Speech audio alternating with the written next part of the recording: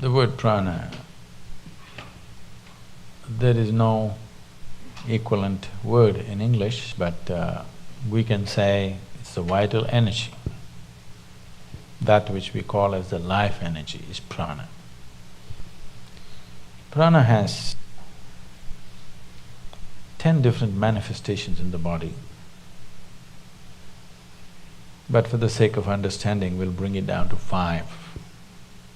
These 5 are referred to as 5 vayus or pancha vayus. This is prana vayu, samana vayu, udhana vayu, apana and vyana. They're in charge of different dimensions of what happens in this human mechanism. This is an endless subject if I speak like this. I'm just trying to abridge it in a sensible manner. Taking charge of this. Yama means to control or to take charge. Pranayam means a method with which you want to take charge these pancha vayus. Because how your body functions, how your mind functions, how the whole physiological framework, this human mechanism, how it functions, is determined by this energy.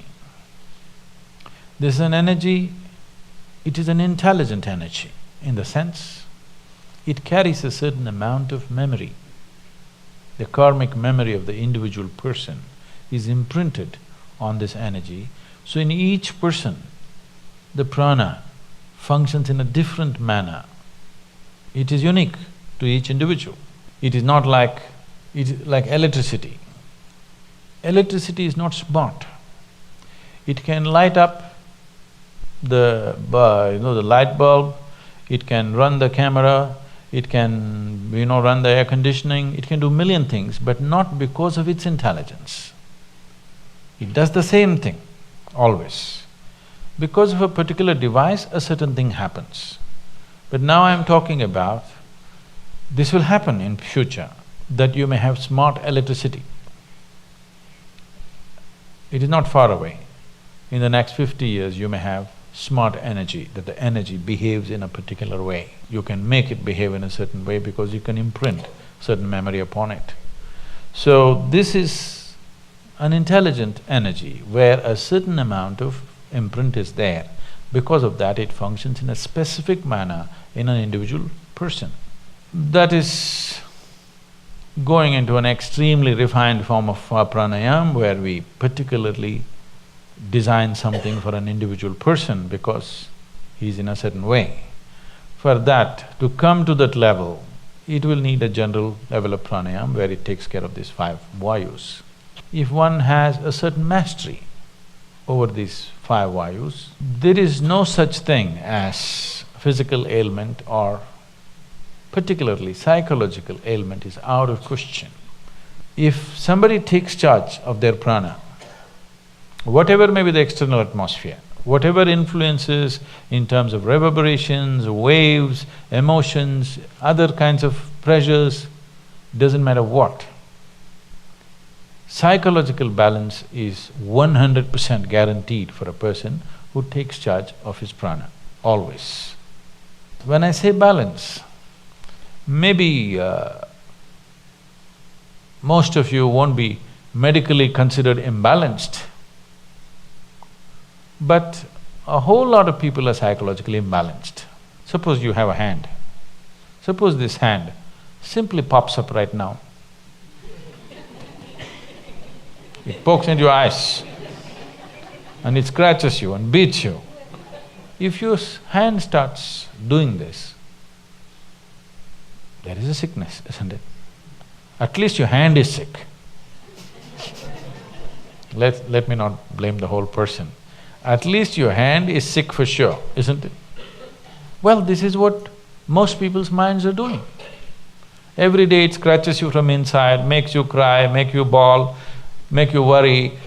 In so many varieties of suffering, it pokes your eyeballs out many times. Is it not doing? It is sick. Maybe in a socially accepted manner, but it is sick.